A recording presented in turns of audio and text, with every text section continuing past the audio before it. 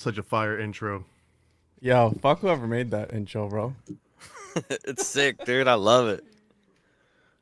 Welcome to another Hold on, I got some shit going on in the background here. Give me 1 second. Whoops. Welcome to another edition of the Occult Book Club with Juan and Paranoid American. I'm gonna just let you do this, bro. You're a natural. So, Roman, you were talking about how crazy this is, right? But you don't even know. Did you notice my new title, The Rabbit Hole Master? That was given to me by our resident Freemason himself, Thomas. All right. So when you have a Freemason telling you that you got some rabbit holes on rabbit holes, you know it's serious, bro. I made him whip out like this occult book earlier. We were having a meeting earlier, and he whipped out this secret book, bro. He was revealing to me like the secrets. He's like, "No, everybody can just buy this." Bro, that's not true. That's not true. That's not. Oh, hold on. I got to get my light real quick. Give me 1 second. We're talking about the bridge to light, because I can't remember what came up. It was like the 18th degree of Scottish Rite Masonry that was brought up in some old 1920s pamphlet that we're going to get into.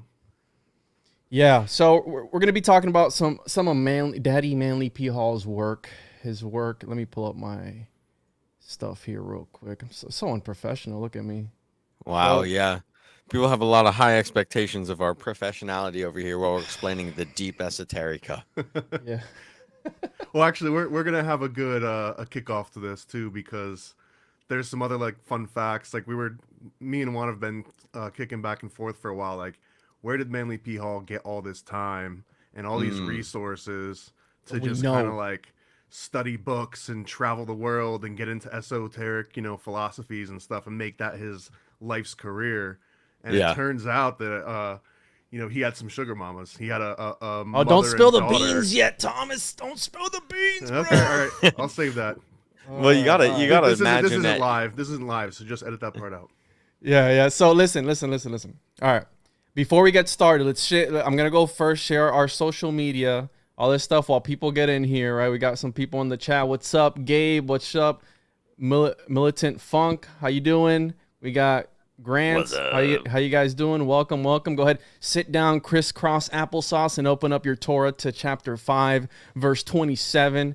So before we get into it, Paranoid American, where can people find your work and look you up, bro? ParanoidAmerican.com, at ParanoidAmerican on Instagram, and then newly we've got a whole bunch of materials on Amazon. So if you look for Paranoid American hard enough, if they haven't buried us to page 6 or 7 or 8 or 9 or 10, but I got some comic books on there and coloring books. But yeah, ParanoidAmerican.com. Check out what I'm about. And this mysterious shadow figure who's concealing his identity, Mr. Barley Stone, where can people find your work? The pseudonyms on pseudonyms. I'm coming with that smoke, that heat, baby. I'm in the seat for show. I conducted material upon your ass when I burned a toast. Okay, so shut the fuck up. So we got Rising from the Ashes podcast. We do theme months. This month was Lost Continents, Atlantis, Lemuria. Some amazing guests on. If you're into Manly P. Hall, you can fucking go down the whole Atlantis rabbit hole. That man was a wealth of knowledge upon the human origin story. And next month we're doing Ancient Americas and the whole Tartaria thing, all that good stuff. And yeah, we got a Patreon. I got a special show. It just got done recording. Literally hopped off the mic 2 seconds before it popped over here. With an awesome astrologer, did some birth chart shit, which when you study the esoteric signs and symbolism and everything, you notice these signs that these old occultists are using. It's all ripped off of, it's not ripped off, but it's cohesive and weaves with astrology. And I thought that was fascinating. Knowing more about that and then getting my chart read and seeing it, I'm like, okay, I'm seeing that Lilith, like, okay, what's up with Lilith? Like, that's like Adam's first wife, dude. She's like the dark creatrix type, right? Like, what's not up? In the canon, bro. Don't be assuming my canon. Don't do that. Oh goodness, but yeah, man. Anyways, I'm super stoked on this. I'm fucking glad to see what happens tonight, because y'all apparently have done some been going super deep on the actual life of Manly P. Hall, which is quite a rabbit hole roller coaster, huh? We Yeah, gotta know hopefully, where he got his knowledge. I mean, that's kind of the mystery in itself, you know. hopefully I can get some people on that were close to him, which that's in the works. To do an interview and talk to them about what he was really truly like in the flesh. You know what I mean? Like that's what fascinates me about him because he's been so influential to me and my journey as far as trying to figure out the secrets to all these mysteries. And I think that if I'm able to sit down with somebody and actually figure out, you know, what he was like and what he talked about and you know, just his mannerisms, like what it must have been like to be in the room with somebody so smart who's so well versed in all these things. And that's what I'm working on now. But you can find me on any social media platform at the 101 Podcast. If you found this live stream, you probably already follow me, but just in case you're a first time listener, and this is a side show that I do with ParanoidAmerican, the Occult Book Club, where we do the research for you. We read about some messed up things and we're here for you. Okay. We're here to reveal the secrets to you. And we have our resident Freemason. So he's balls deep in this. He's been part of various secret societies from my knowledge, and we're ready to go. So today we're going to be covering the All-Seeing Eye, which was a series of journals by Manly P. Hall. And Paranoid American's going to be giving the intro on that. It was from 1923 to 1931. Today we're going to be trying to stick on volume 1, numbers 1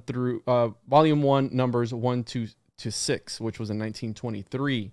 So go ahead and do your thing, Thomas. It's your time to shine, bro. All right. Well, a quick little intro because I was looking into All-Seeing Eye. I actually hadn't heard of it before, Juan brought it up. So the first volume was every 2 months, so there were 6, and then I think they did another 6 for one volume, and then they went to quarterly, so there was only 4. And then at one point he was putting them out weekly for like 6 months. So this whole newsletter, this monthly magazine, kind of went through a lot of different iterations. And this very first one, I really have a strong opinion on the first of anything, right? Because this is sort of this new endeavor, this All-Seeing Eye magazine. So this was his chance to put what he thought was important out into the world and see if it floated. And it, went on for many, many volumes. But this very first issue kind of shines a big light on what Manly P. Hall really was thinking of at that time. You felt personally attacked, didn't you, Thomas? We'll get into that because that was much later on. That was in issue 5 or 6. I'll do your thing, bro. If you want to start getting into that, so we can give a little bit of background as to who he was and why he received so much hate. Because you go on Reddit and people go, "Nah, this guy for the Freemasons." Bro. Reddit and a lot of Freemason forums and just. There's a very specific corner of Freemasonry that looks down on Manly P. Hall, and reading through some of these first issues, I can kind of see why, because he kind of calls them out. There's some shots fired out there. He says things like 99% of Masons don't know what the hell they're doing, and only 1% are really worth anything. And then he goes even deeper than that. He kind of calls out like 3 or 4 notable people. Albert Pike was one of them, but he was like, out of 2 million Freemasons on the planet at that time, there's like 4 or 5 notable ones. So what the hell all you other Masons doing with all this like secret arcane knowledge that you're not becoming, spectacular and releasing all this new information on the world? So he kind of took it upon himself. And while he did that, Freemasons were not happy because he was divulging some of their secrets. And on top of that, he got some stuff a little bit miscommunicated or wrong, just because he was kind of from the outside looking in. And then apparently once he actually became a Freemason in like 1954, after he had already done most of his large works, he completely stopped talking about it altogether because he took this Freemasonic creed and was no longer speaking about it publicly, writing about it. He's like, this is why they don't do it. There's an oath. Yeah. So he's got this kind of background with Freemasonry, but for a tiny little minority, there's a lot of Freemasons that you bring up Manly P. Hall's name and they'll just scoff at him. Yeah, and I've seen that like quite a bit. And obviously a lot of these secret societies, right? That's their whole thing. These higher levels of initiation, you need to take that. The sworn secrecy, you can't say anything, but I mean, obviously you're gonna have whistleblowers here and there. And I was talking to Thomas about these secret societies and people, where how much of it is actually blown up out of proportion. How much of it is actually true, right? We have the Hellfire Clubs, the OGs of Do What Thou Wilt, and how horrible and horrendous these guys were. And even the Gnostics, right? The Gnostics in the 1st, 2nd, 3rd century, they were very underground. That was what it was all about. They were doing alleged sex magic, and they had talismans, and that's the whole thing behind Abraxas, because they were on talismans and they didn't know what to do. And then you have, you know, talismanic magic. So in order to do that, you need to do certain things, right, to charge it. So how much of it was it? Again, it was a lot of the history that we know about the Gnostics is written by these church fathers, which hated the Gnostics. So how much of it is propaganda? How much of it was actually true? Was it as horrible as they say it was? Did the Knights Templar, you know, was it everything exaggerated against them? Because there's conspiracy in that as well. Not saying that they were good guys. I'm sure they were pieces of shit, but interesting nonetheless. You know what I mean? So Thomas and I were talking, and we wanted to get into this because, dude, there were some rabbit holes that just popped up. Well, let me start out really quick. I'm going to share my screen if I can. Yeah, I'm going to pull you up now. All right, so we're going to pull up. There you go.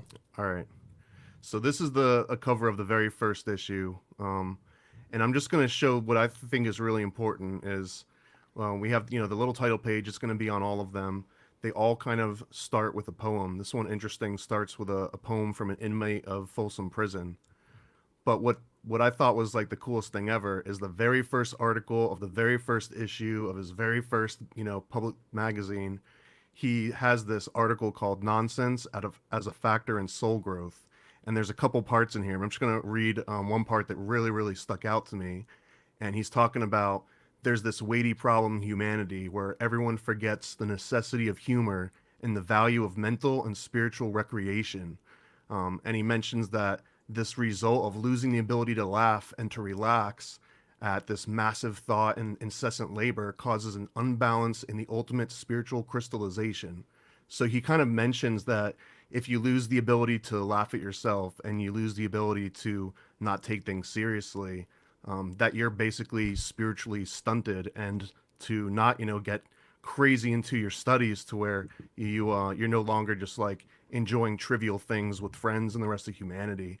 And the fact that this was the very first thing that he kind of like came out of the gate punching with, I mean, coming from publishing comic books, I just absolutely love this. Yeah, and following that is also the blue thing, right? Did you want to get into that now, or did you want to get into that later? You go for it, because I remember this blew your mind a little bit.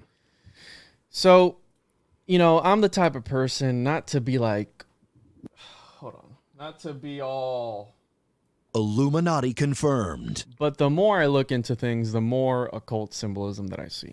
All right, and not everything is a conspiracy, but everything is a conspiracy. And Thomas here, not to reveal too much of his prior lives, and I say lives because, again, he's part of these secret mystery schools, and he's been dabbling in this for some years now. And in a past life, I did clean the chamber pot of Hermes. And he was, you know, he's dancing with the lizards, jumping through the fires and all this shit. You know what I mean? So not to reveal too much, but he's got experience in the realm of digital design and arts, right? He's a comic book publisher. We got something special coming up soon, ladies and gentlemen, which I think people are really going to enjoy. And he confirmed a conspiracy for me about that I've been talking about, saying, hey, you know, we've been led to, and mind you, this is sprouting from these readings. A lot of these, did you talk about the noir type of stories that are in here, Thomas? No, that's actually one of my favorite parts about this, is that, again, this is Manly P. Hall writing it in 1920s. So in addition and he's to what, all this, 20 like, what? He's 20 what? He's 23, I think. Oh, this is 19... He's 22 years old when this first issue comes out, and this is in 1923. And the crazy thing is that all of this like mystical Eastern philosophy is completely wrapped up with, you know, guys wearing fedoras and lighting cigarettes, and they've got like a revolver that's tucked, you know, beneath their trench coat. So there's all this like really cool film noir perspective to all of the esoteric, you know, teachings that he's got. And in addition to just kind of being a bunch of lectures in here, he has a lot of different creative writing aspects. So there's a lot of short stories. One in particular is called The Third Eye, and it has to be autobiographical, because a lot of people say that, you know, most writers, especially starting out, all their works are autobiographical at some level. So his very first story in the first issue is called The Third Eye, and it's about a writer that's writing a book about how to utilize your pineal gland to gain all these abilities, and he ends up getting murdered. And the cops come and they're trying to investigate, and they find this Eastern, like guru next door, and they try to pin it on him, and this guy hypnotizes him, and then it has like a little ... to be continued. But it just so crazy because to me, this is like how maybe he saw himself, is that he's working on this masterwork, and then maybe he felt some element of persecution, that, you know, someone was going to come after him and get him because he was writing about these, these kind of arcane topics. So I just kind of love this whole aspect to it, where it's not just droning on and on about breaking down religious texts and trying to talk about, you know, symbolism. There's also a whole bunch of like detective comic style writing in these. Yeah, it's very story like, and I was kind of surprised too when I was reading that, because, you know, as many lectures as I've listened to of Manly P. Hall, I didn't really get that he was like into stories and, you know, all this stuff, but a lot of these things are presented as stories, a lot of the information in here. And we saw a clip where he was in a movie or two, like actual Hollywood productions. Yes. Did you know that, Roman? What's up? No, what movies was he in?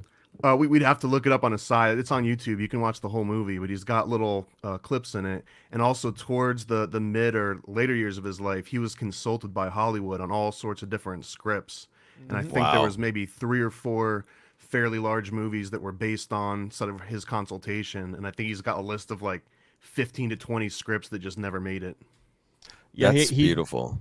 He did one that I saw that I could confirm that he was in it playing himself, and I think it was like a love story or something like that. I haven't watched it actually, but probably should. It was a really small part.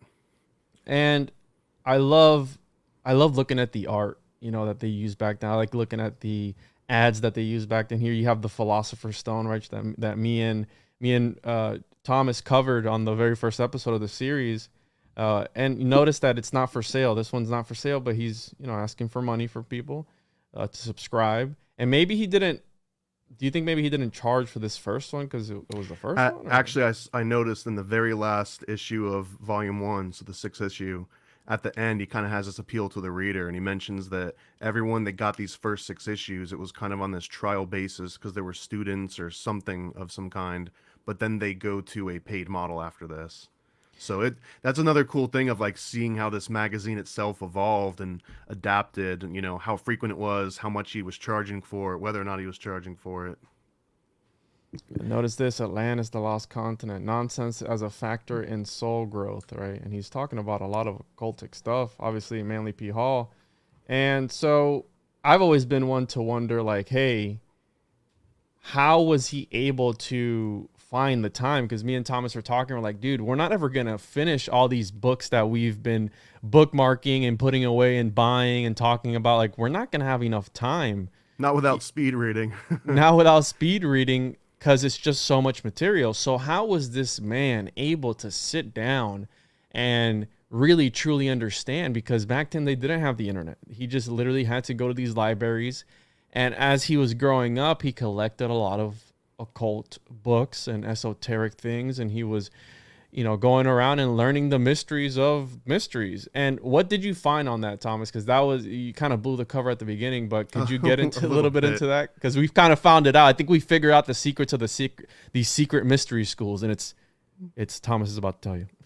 I mean, it's not a super secret because it comes from his biography, and it kind of mentions that he grew up with his grandma, and then around the age of 19 or something like that, his grandma died, and he moved to the West Coast to live with his mom, his birth mom, and she was already sort of into Rosicrucianism or something, and but unrelated to that, he kind of walked into this occult bookshop while he was in town, and he just took like an immediate fascination to everything in it, and for whatever reason, the owner kind of took Manly P. Hall under his wing and became a mentor. And at some point invited Manly to talk, you know, give like a sort of like a sermon about all of this occult teachings. I think it was on the topic of reincarnation. and there was a whopping total of like 8 old ladies in the audience, and they absolutely loved him.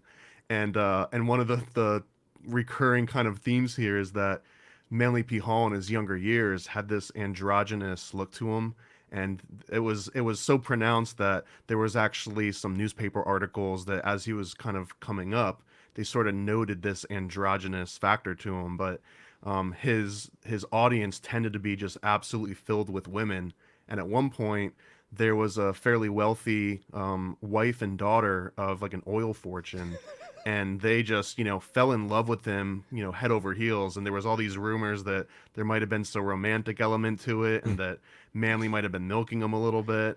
But the long story short was that they basically gave him a house. They gave him like 15 grand up front. They gave him all these resources, and then at some point in his early 30s, I think, they basically left him a allowance of like $15,000 a year for like 38 years. And we looked it up, and I think the conversion rate was something around like $6 million. So Jesus. essentially, in his early 20s, he kind of falls into this mother-daughter team that absolutely love him and gets laying $6 pipe, million. bro. That's a little too much of a Fresh Prince of Bel-Air vibe for me, though. Are we sure this is real? Like, or is there not some sort of like, because you got Bill Gates, you got all these other people who kind of have like this like really easy setup story, like so they were Maybe, in although college. he was working on Wall Street when he was living with his grandma, but she she died at some point unexpectedly, and he had to quit his job on Wall Street and kind of started completely over, and came up in Okay, this so circuit of being like like an occult orator, and would go and just give lectures on all sorts of occult topics. And I think and what about his originally early childhood? Do you know? it was, I guess it was a little bit sordid because he never met his dad, and he just traveled around with his grandma mostly. And after the grandma died, he moved in with his mom, who he didn't really know that well at that point. Wow. Yeah, that I mean, your upbringing paints the veil of like it paints the vase of the beautiful vase of the story of life. So, when you have such an interesting story like Manuel P. Hall, you gotta really like, you gotta look at the roots and be like, what was really going on here? Being raised by Well, your grandma, not knowing your dad, like that right there starts off of being like you can have an interest in well, fucking lying consider, ahead of you. not going your dad and growing up. It almost made have like molded his mind into this life of research and just forever searching for this ultimate truth. And we're seeing a pattern here, right? Absent father, Manly P. Hall. Absent father, H.P. Lovecraft. Absent father, Jack Parsons. And they're arguably, right, H.P. Lovecraft said he wasn't in the occult, but it's just, you find it so hard to believe that he wasn't, you know what I mean? He knew it was, his work was loaded with the symbolism of the occult and esoteric shit that, okay, maybe he wasn't practicing it, but dude knew about it. I mean, he was balls deep in this, you know what I mean? Like, you can't, and we got some He's fire. a high priestess. Yeah, he did we have that on, we have some fire comments here. I like his piercing reptilian eyes let him read at 100 pages per second. Fresh Hermes of Bel Air. I love that. So He had some piercing eyes, man, and I'm sure He's he kind of handsome, leaned bro. into it. Well, he leaned into it with kinda some looks eyeliner creepy. and some makeup, but he knew what he was doing. I think he looks creepy, dude. Honestly, I think he was a handsome guy, and they taught you how he had broad shoulders, football like athletic body, He was football apparently player. tall. He kind of checked a lot of boxes. Yeah. So here's where it gets weird, Roman. Remember last night we were talking about Blue Lotus on the Atlantis episode? absolutely. Yeah, and I was like, everybody needs to try this plant. It's sacred. It's old. You need to eat blue lotus. So You can smoke it too, can't you? yeah, I think so. Yeah. Put it in I the think the blends all day. Egyptians were is that the psychedelic one? Is that the one that's psychedelic? It's supposed to be. They used to sell it on the internet back in like the 90s. It was one of those ones that no one knew about at the time. But I don't think it's super potent unless maybe you can get Blue some lotus is extract or not a something. lotus. Blue lotus is not a lotus. It's a lily pad, and it grows in the Right. water. And it's like you can make a tea and have some pretty pretty good body high, and you can have some slight hallucinogenics if you drink enough. Shit is potent. You will have. It's supposed to really help with meditation and lucid dreaming. Interesting. So I mean, That's a new series we need to get into. Everyone orders a drug off the internet, and we just see what happens. That's great. Let's do it. I got some mad honey, which is honey from Nepal in the Himalayas, where these bees once a year they go and they pollinate this flower with a neurotoxin, and when they come back and make the honey, some of that neurotoxin is in the honey, and I've got some. Actually, Ooh. I don't have any. I know somebody who has some, and he got it off the internet, and he hasn't tried it yet, but it's pretty crazy that it's this honey that can make you. So, but it's called mad honey for a reason. So, check this out, Roman. This is where I start flipping a lid, because Thomas here, he gets kind of mad when we're talking, having a conversation, and I'm throwing just names at him. I go, hey, dude, Google this guy. Boom. He starts Googling. He's like, dude, you got these crazy wormholes and rabbit holes and stuff. And I go, okay, listen, bro, whatever, dude. You know, it's just I'm attracting these things. I'm interested in it, and I love diving down a good rabbit hole. And last night I found myself at the very deep end, at the very, very deepest end of a rabbit hole, all from reading some of these passages that I was reading in this book, in these journals. Are you skipping over the color thing now? No, I'm going to do it now. So, okay. Yeah, we're not getting there yet. Okay, we're going to be here a little bit. Okay, yeah. So we have the blue Krishna, and he's talking about, you know, always having blue skin, da-da-da. He's got a little story here because, and then when I was talking to Thomas, the reason for this is said to be that blue is the symbol of the Father, the highest of the three primary colors, okay? So Thomas, being the reptilian that he is, and being a part of all these secret societies that he's been collecting initiations in for all these years, right, that he's been here, and his past lifetimes. I think he's got like 7 past lifetimes, I've heard.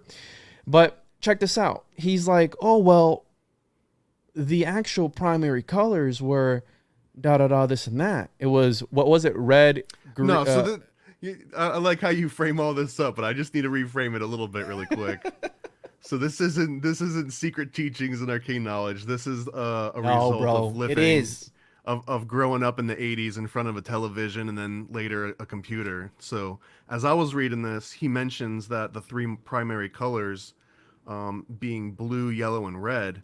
And I remember thinking immediately like, oh, well, that's a subtractive color. That's not additive color. Because an additive color, a lot of people are familiar with red, green, blue. You know, it's RGB, the pixels on a screen, the pixels on a television. Even the old school color televisions had red, green, blue cathode rays to simulate, you know, all the different colors on the spectrum.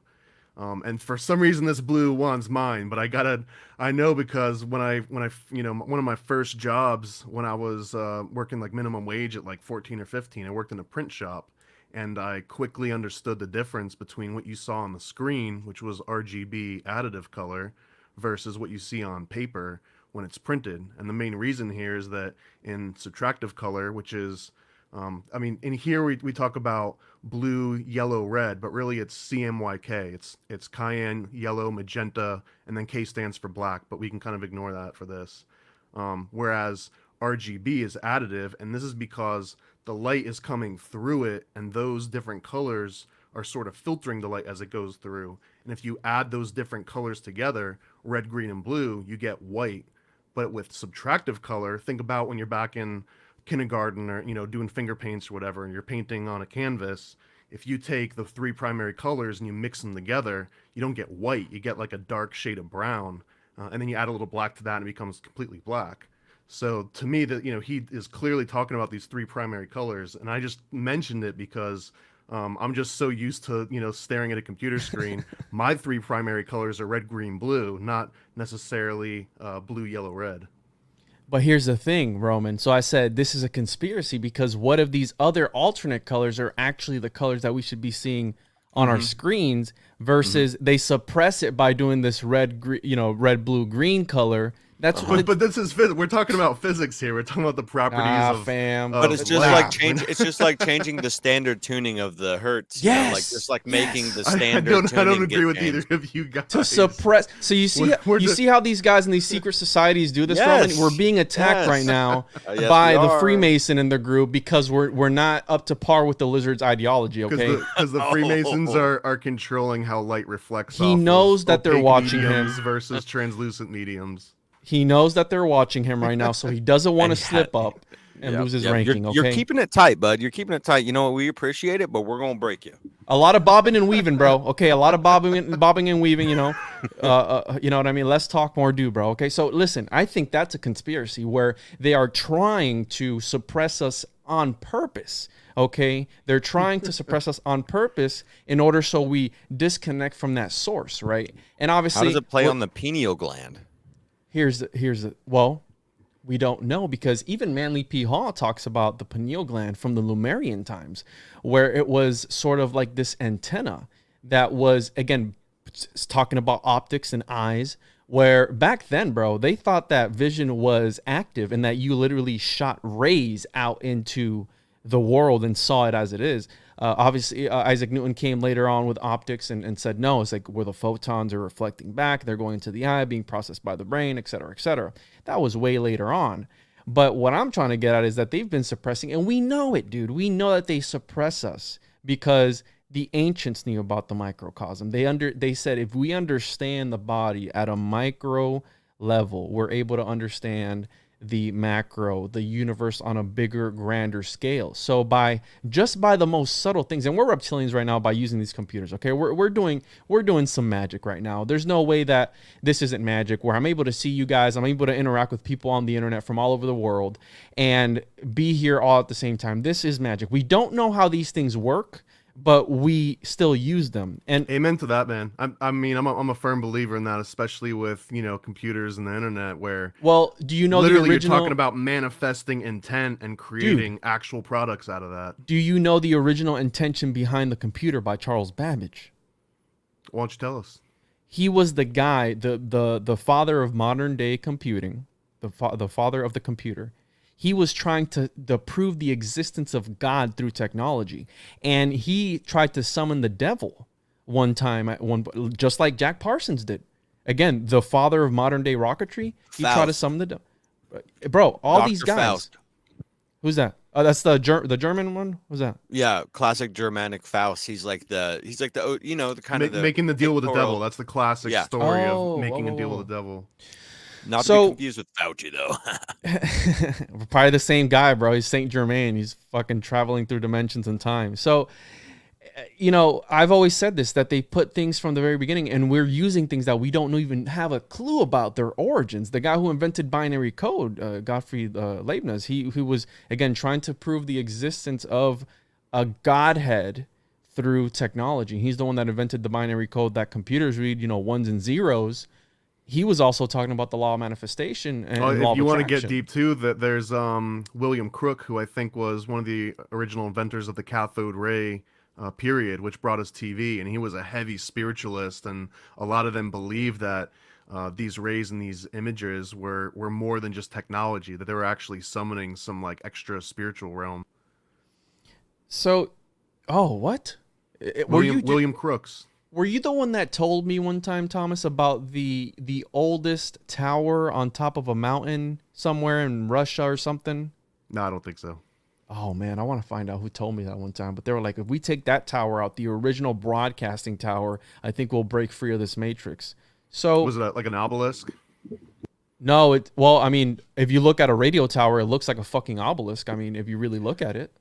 There's with that, like, one of these things that people have to remember, one of the major problems that we're always going to face with Russia is that they're so highly evolved technically. Like, they have just a different way of prospering in their science than we do, right? Like, their scientific methods are just different, and we've always been kind of like at feud with them. And a lot of people tend to forget that it's not just politically, right? And yeah, and the space wars also, but like the technology that the Russians have had access to, like, they're home to some of the smartest scientists that we've ever had, Velikovsky, Tesla, and I just had to say that just to touch up on what you said, Juan, because that's always on the tip of my mind. Like, I think I was a Russian in a past life.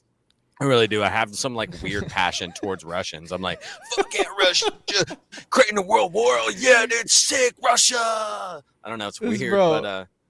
Bro, this guy is talking about being like a communist sympathizer. Like, what are you talking about, bro? Like, you know what I mean? Like, no, what? no. Bro, what are you talking about, man?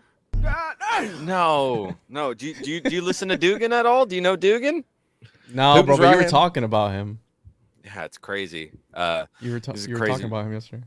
Yeah, you guys should look it up. It's Putin's right hand man. He's a philosopher that is going back to Baconian's New Atlantis, or Francis Bacon. Sorry, Francis Bacon's New Atlantis, where basically he was trying to depict, which he didn't finish. It's an unfinished piece of work. That there will be a Western country, there will be a Western power that rises up, and the fall of it will be just as it was Atlantis. Too high of technical power, too much ego, too much greed, and that's why you'll see it if you type in like Dugan Atlantis. Like he's right now, like within the last month, bringing up this old Atlantean paradigm, which is really interesting because Atlantis is coming up in a lot of places right now, and we're going into this Aquarian age or what have you. But if you look around, like there's a lot of podcasts doing shit about it. You have the entire world stage with Putin and Dugan, and they're calling America Atlantis. Like that's what they're calling us. They're calling us the Atlantean power. And if you look at Francis Bacon's work of New Atlantis, It's a utopia. Exactly. So like they're saying they are the original motherland, and that we are to be taken out. And that's basically right. Putin's right hand man. That's saying that no cost will it'll be at no cost to take out the Atlanteans as it should be.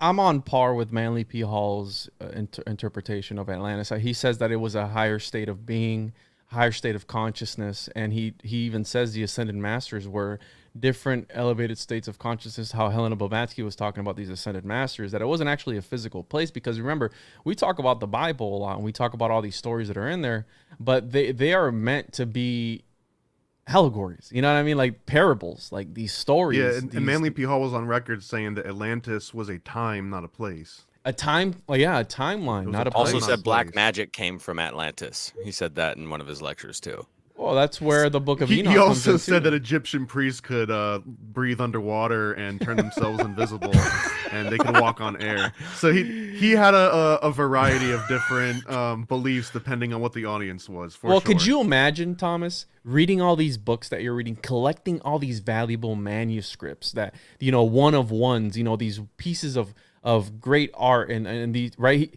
Did you mention about the books that he thought books were like seeing into everything and Yeah, so actually I got a couple specific quotes that I had on this. So let me just I don't have to pull them up, but I wanted to mention, because this goes also into the mentality of someone that just digests information nonstop.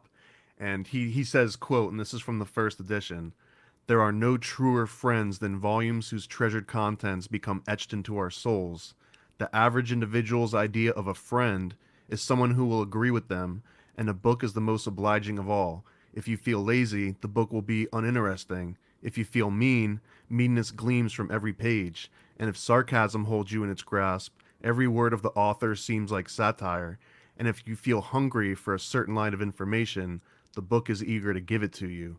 And then he says later on that there's no more wonderful place in all the world than a bookstore such as we find in old countries, with rows and rows of musty volumes, where stepladders lead up to shades unknown, and ancient tomes, some of which have slept upon their shelves since the days of Cromwell. He talks about books like they're these living things, these like repositories of information, and how they're his best friends and that they're the perfect friend. And so I mean, just reading through this, it becomes abundantly clear that Manly P. Hall was like the biggest book nerd you probably ever would have met in your entire life. And this is even before he was, well into his 20s. So I think that kind of mentality, I mean, I wasn't a big book nerd when I was 22 or 23. You know what I mean? I was probably playing didn't even know how to a whole lot read, of did you, Grand Theft Thomas? Auto, and I wasn't that far, into even caring about books. And that was this dude's entire life at that point. Yeah, I mean, you can only imagine. And dude, we got a comment here. Don't shit on breathing underwater. We have no idea what our abilities are when we aren't being poisoned and attacked by. Amen to that. It's a fair point. No, I absolutely. Because again, that's we've gone through lots of transitions as a species and a planet. So who knows? So I wanted to read this real quick. This stood out to me. Would man gain anything by living forever in one body? And we have here, as soon as the average student realizes that there are certain powers which transcend material things or apparently do so, and discovers that there are those who remain for infinite periods in one body, the student immediately desires to do the same thing, because after all, living and dying appear as very inconvenient phases in the evolution of man. Perpetual life seems to be a novelty which has attracted a number of people who have much better sense, and the fountain of eternal youth is sought for as earnestly now as in the days of Ponce de Leon. But let the student always remember that these great things are effects, and that the only cause which can bring them about is mastery and adeptship. So, you know, you have these beautiful words too that he's talking about in a lot of these things. And I know you pulled up a couple, I think, that you were sending me, Thomas, of these things that are being said in here. And, you know, there's a reason. I wish that the Philosophical Research Society still published these, because I would so fucking be subscribed to a service like this to receive journals. We should probably of make this. one. Bro, but you know, that's so much harder. What do we have to offer as far as knowledge, right? Because, you know, one of the things I got plenty. One of the things, but seriously, here's one of the things that Michael Hoffman talks about, where as conspiracy theorists, right, we're regurgitating information that we're taking in and learning and just saying over and over again. But what the fuck are we doing with this information? Are we actually putting it to use? Are we actually doing anything with the information that we're learning? We preach about a lot of things about, like, you know, down with the lizards, but here we are in front of a fucking computer screen right now talking to each other for however long. Hold on now. I've been putting this shit into comic books for the last 10 years, so I feel like I get a pass. Well, yeah, but here's fact. Okay. See, these Freemasons again, at it again with this stuff, you know, talking about what, you know, they're trying to throw a wrench in everything, you know, and I kind of don't like doing podcasts with Thomas, but I know he's got pull in this lizard world, so. Well, hold on. I've actually got some of the shots fired pulled up here. Yeah, go ahead. You want to share your Hall. screen? Yeah. So he says some things about a certain amount of people, and I think Thomas cried today because his daddy was attacking him personally. And so it's this bit right here, and I think as soon as I read this, a lot of the anti-Manly P. Hall sentiment I've come across from other Freemasons was abundantly clear after I read this. So it starts right here, and it says, "The average Mason is thoughtless.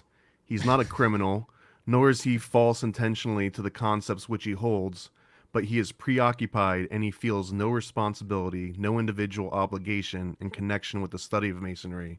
And then it gets even deeper here. He says, "When it comes right down to the truth, the average 32nd degree Mason knows little or nothing of even the first principles of Masonry, because he has not assumed the responsibility or the individual duties which makes him one with the spirit of Masonry.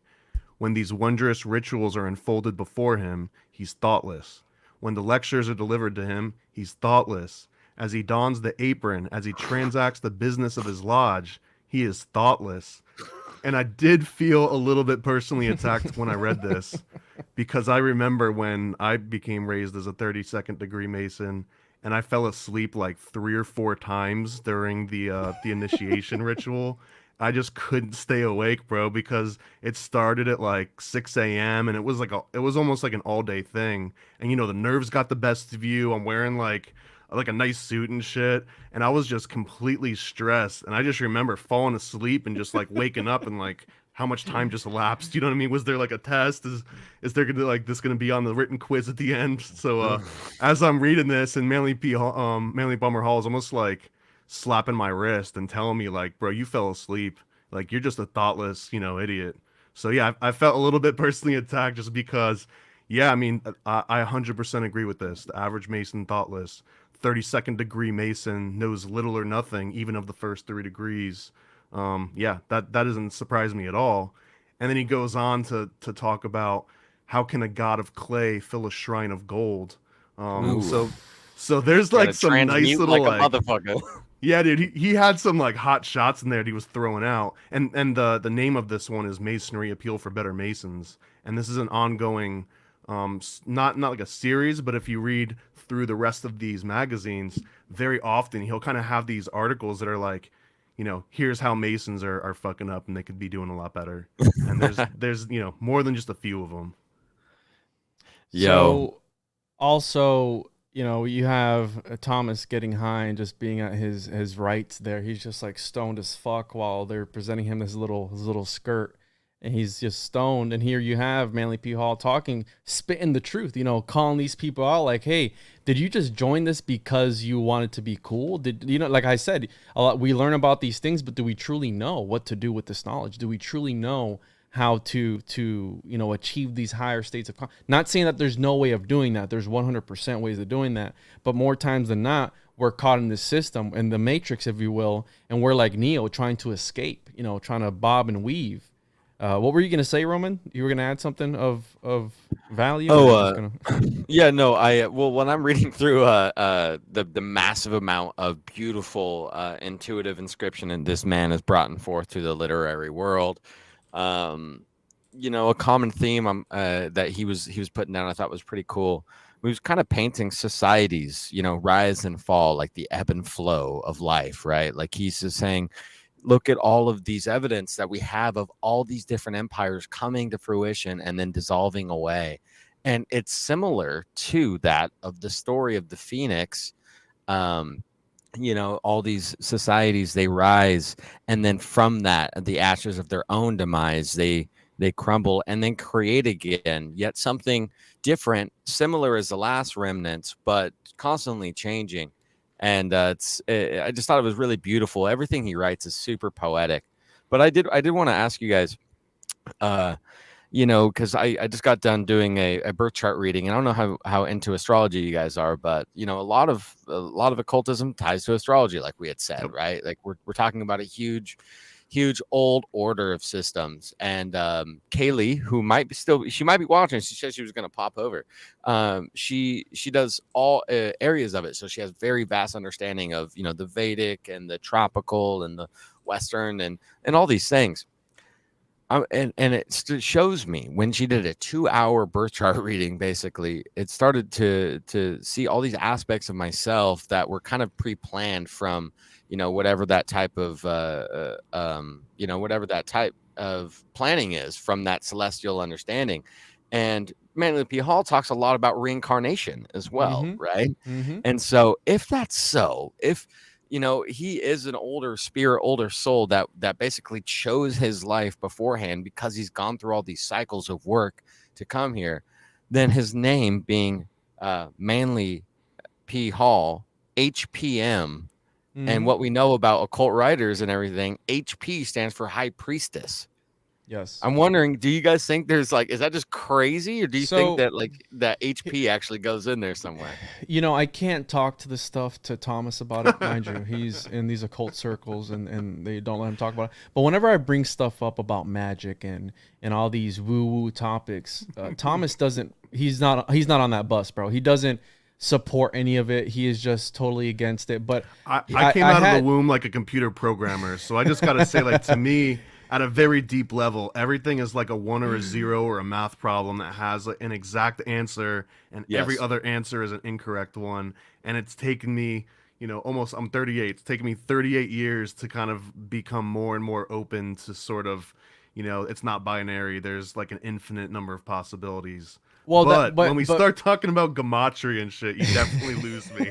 So, Thomas, being a programmer, right, that you're programming, the thing with you, your ideology is it either works or it doesn't. Okay, so you're used to seeing results, which I can respect that, just how Jack Parsons was into the occult. Mind you, this was a guy who was blowing up rockets, so in his occult life, he wanted to one-up that. He wanted to see results. He wanted to see things manifest. None of this woo-woo bullshit of, you put your energy out and you do all this weird shit and da-da-da. You shake it all about, you do the Macarena naked in the desert, you jerk off, turn to the east, look a lizard in the eye, and then you're supposed to manifest fucking who the fuck It's like something you'd read in the back of like a Nintendo Power magazine, right? Yes. So I can respect where you come from with that, right? But I do think, right, this HP thing, this High Priestess, mind you, Jack Parsons' father was also an HP, Marvel H. Parsons. Okay. But tell me, where does the HP come from? Is it just because you're reversing the Palmer Hall to make Well, it Yeah. Manly Hall Palmer? But why are you doing that? It seems like you're only doing it to make it fit the HP. yes. Well, there. I mean, but you got to think though. The tarot, right, is up. You have both sides of the coin. Like hermetically speaking, you do have you have it one way, you have it the other, because it might be the reverse meaning. Sometimes high priestess. I mean, I don't know. It is speculative. And that's why I was bringing it up. I'm not saying it is. I was just curious about it because I see anagrams because I've been looking for more anagrams lately. Because we I'm could, just we like, could use your help on some things unrelated. Here's the thing, though. Hell yeah. Here's the thing, Roman. So I brought up for the longest time, right, when I was watching Manly P. Hall's lectures and videos and just reading through his work, especially his lectures, I always told Thomas, I said, hey, bro, this dude's channeling some shit. This dude is channeling this information. But then Thomas, being who he is, he's like, no, dude. Mind you, Thomas has a certificate in neurolinguistic programming. By the way, okay? Oh, boy. By the way, I'm not making this shit up. From This guy Richard Bandler himself, if we're gonna put it out there, yeah. Okay. I'm trained sorry under to blow Richard your Bandler. cover, Thomas. I'm sorry to blow your cover, but I have to let the people know who they're dealing with right now and who they're listening to, because it's not just an ordinary man, okay? It doesn't matter because everyone's gonna forget everything they heard after this is over. his beard talks to him, bro. There, I said it. Okay. So can you talk a little bit about when I brought that idea up to you one time on the podcast about how Manly was, channeling this information? Because if you notice the tone of his voice within these lectures, I feel like it changes sometimes when he's talking about the black magic aspect or the demons and stuff. I feel like he was like a lower tone. This is part of the trivium. This is like an old school tactic, and this is exactly the kind of thing Manly Palmer Hall would know all about. This is from the 7 liberal arts, the first 3 being the trivium, the last 4 being the quadrivium. But the trivium is grammar, logic, and rhetoric. And rhetoric is exactly what we're talking about here.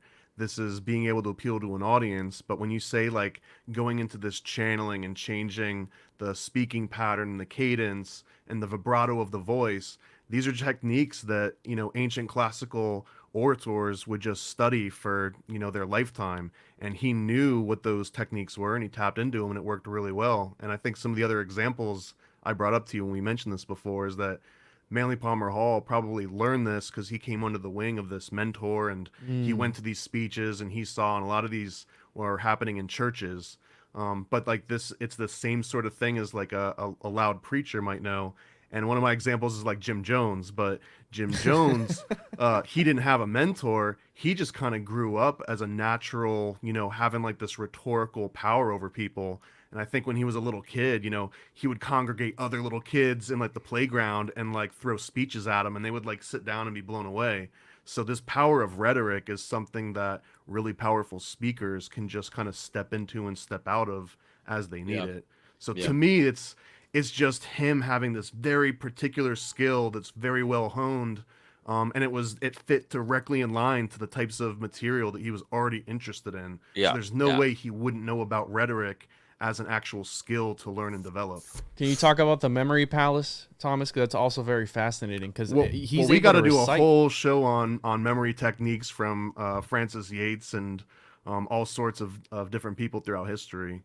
So what do you want to know about memory palace though? The lowdown, how Manly P. Hall is able to remember these without stuttering, without getting lost. I would be fascinated to know his actual memory techniques, but the most classical ones. The memory palace, again, it's like thinking of a childhood home or thinking of a house you've lived in for 10 to 20 years, and you just mentally walk through these locations. If you just had like a route to school that you worked or that you walked every single day, you would remember every house that you passed by. So in order to remember a long speech, each house you walk by that remember, that would be like a different topic or a different category. And if you wanted to really make it in bed, let's say you walked by 5 houses on your way to school to make it simple, each of those houses could be a different paragraph. And the contents of those paragraphs, as you walk by the house, imagine them like kicking down the front door and running out and like attacking you.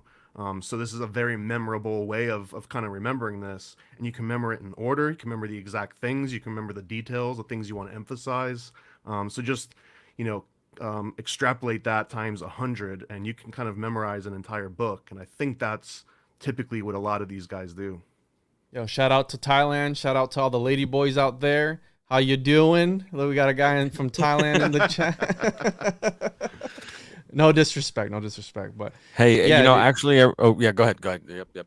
no, it's fascinating because I've always when I first met Thomas, which I think that I think he's been sent here to infiltrate the Juan podcast community, and I think that he's my handler in some sort of way where he's watching and he's just planting these different ideas in my head. Whatever, that's besides the point. But check this out. When he told me that, I was like, what the fuck? Because imagine, bro, the Library of Alexandria, right? Alexandria, when they were doing the OG podcastings, they had these rooms where the greatest minds of all time would go there. They knew about this. They knew about these techniques in order to remember things and recite things from the very beginning just to the very end. And you have a 2.5 hour lecture with Manly P. Hall, and he's not even stuttering or stumbling upon anything. And dude, there's been times where I'm listening to him, and in the recording there's like a fucking ambulance or fire truck in the background just blaring, just bah, bah, and homeboy just keeps going, doesn't stop, doesn't do anything. So I'm like, this dude is either channeling this shit or he's in a higher state of consciousness to where he's able to tap into this memory palace and just remember. Yeah, he's walking through like a mansion in his head. What? He's not hearing all this shit. Bro, And what just the a really fuck? quick tangent. There's a new cartoon that came out recently called Dicktown, and I think it's about like these private investigators. It's like an Adult Swim kind of cartoon or something. But one of the characters is constantly like tapping into his memory palace, but they make it seem like such a nerdy thing to do. Yo, Thomas is in Central Florida too, right? So Yes, right. Yeah, I'm in Orlando. all the lizards are from Central Florida. Shout out to everybody who's listening who's from Central Florida, right? We got the Florida man, we got the skunk ape, we got all the good shit, right? We got all the Freemasons, we got Thomas. So We got Wow, the- you guys are loaded up. Some loaded Yeah. nachos, Yumly. So here's where it got hairy. We're gonna be jumping around here a little bit because I felt this was necessary, right? I find myself diving into heavier and heavier topics. And on April 7th, tune in to the Innerverse podcast where we're going to be doing a deep dive on the Jack Parsons and his correlations to a lot of different things. Now, check this out. When I was reading this, I was like, I want to find something that's interesting, right? And as I dive down, I'm not feeling like I know everything by no means, but I want to learn the more interesting shit, right? Alchemy, dive deeper down into alchemy and all this shit. So I came across, let me pull my screen up here. I came across this, right?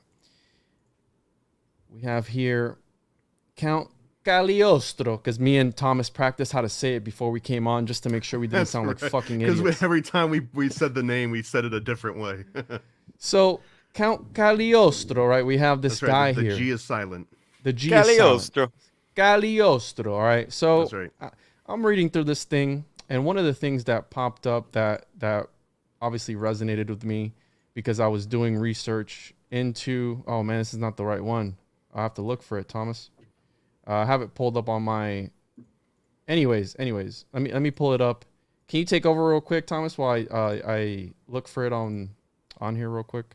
Jeez, so unprofessional. Yeah, actually, because I wanted to mention there's a really cool section. I think it was in issue 5 where Manly Palmer Hall has these these Q&A sections, and you've read like any editorial where they've got like people that like write in and have a question, and they get like some relationship advice. Oh yeah.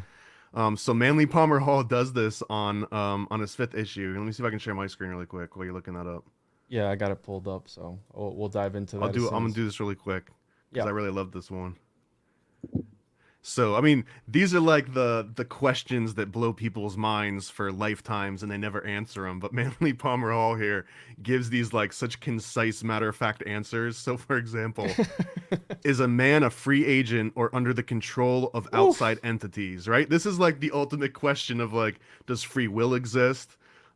Which you can philosophically debate forever. But he just comes out and he says, nothing but God is a free agent, and even he must comply with the laws of creation. That part is still blowing my mind. I'm not sure exactly what he means here. Like, what laws of creation does God have to abide by? But anyways, he goes on and says, so-called free will is the power of choice, and the greater the range of possibilities, the greater power of choice. The one who can choose between 3 things is freer than the one who must choose between 2. And again, going back to my binary thinking, this is the kind of thing that like I need to hear sometimes. Society today, bro, two-party system, two things. Yeah, exactly. And he goes on even more and says, only in perfect knowledge comes the greatest expression of the power of choice. Man's evolution is being assisted by outside intelligences, but he must himself make all the important decisions of his life. So you were saying before, was he tapping into something? Was he channel something? To me, the way that he phrases this in classic Manly Palmer Hall, like, now I believe in, outside intelligence and, at different entities maybe, but the way that he describes it is how I believe it. I don't believe in it necessarily as like channeling some specific creature by like a certain name, but that there is this concept of intelligence that lives outside of us that we can tap into. And again, I just love, and there's a few of these, I'm not going to read all of them, but the fact that he's got this Q&A and it's like, hey, does free will exist? And he's like, no, it's just this option of choices. And here, let me break it down for you. Like, I don't know if he's just being like crazy, confident in his answers. Because again, this is like a 23-year-old telling you about whether or not free will exists. Wow. So anyways, And Thomas, to add on to that as well, remember that it wasn't all about esoteric shit. Like, it was sometimes about how to live a purposeful life, how to interpret your Bible. He did a lot of lectures on how to master your life and be happy. What is happiness? it was about that mind, body, spirit balance between all three. Yeah. Yes. Yeah, he's very spiritual. It's all spiritual, right? Like everything he touches on is spiritual, and we are spiritual creatures at our core. All we're trying to do in life is to find out what is the right spiritual path we're trying to take.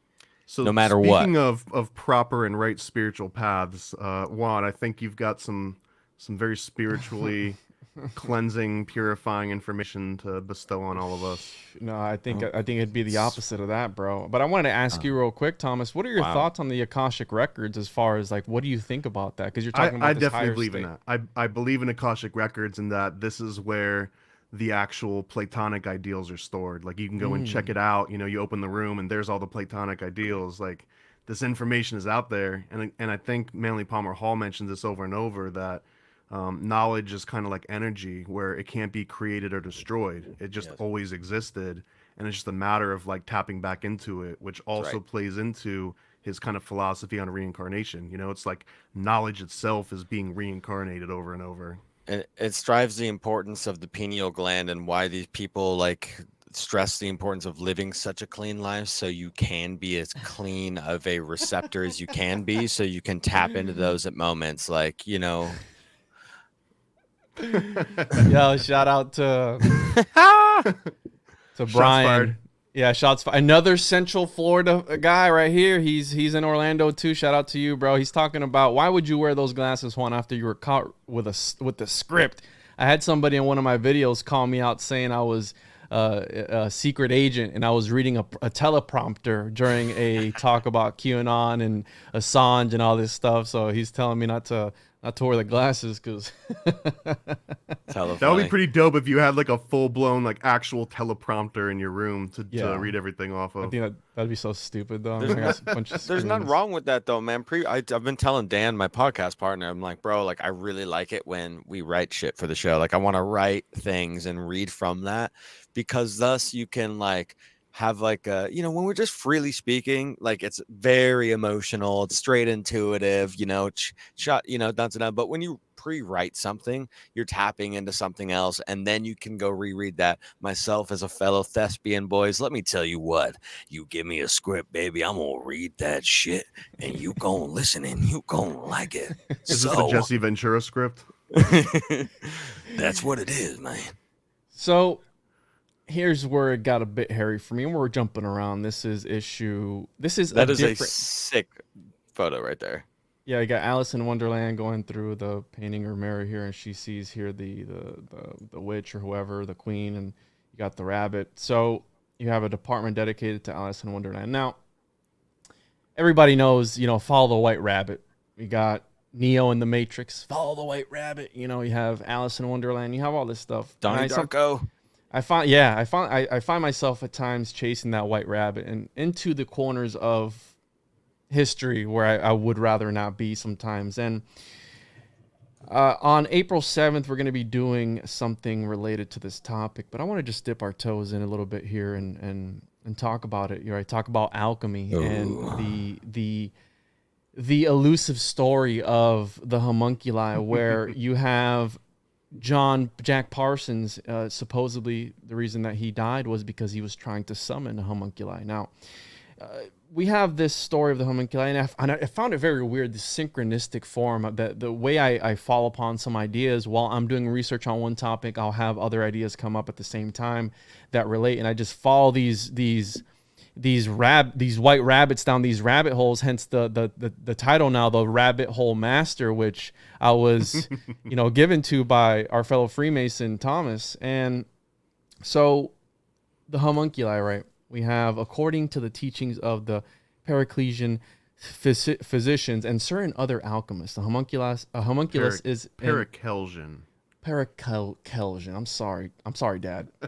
Alchemist, a homunculus is an artificial human being generated by chemistry. Okay, the idea of creating living creatures is not new, for it is to be found in the magical speculations of many ancient nations. So the homunculus is usually represented as a small creature about 9 inches in height and sometimes semi-transparent, resembling tinted glass. Now, I was like, all right, I'm going to read this because I think it's fucking fascinating.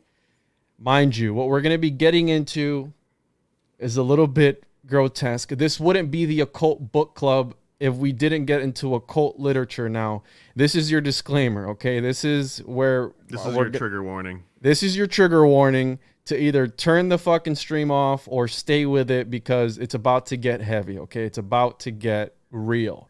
And this is what the show's about finding occult and esoteric pieces of work. So I felt it was necessary, okay?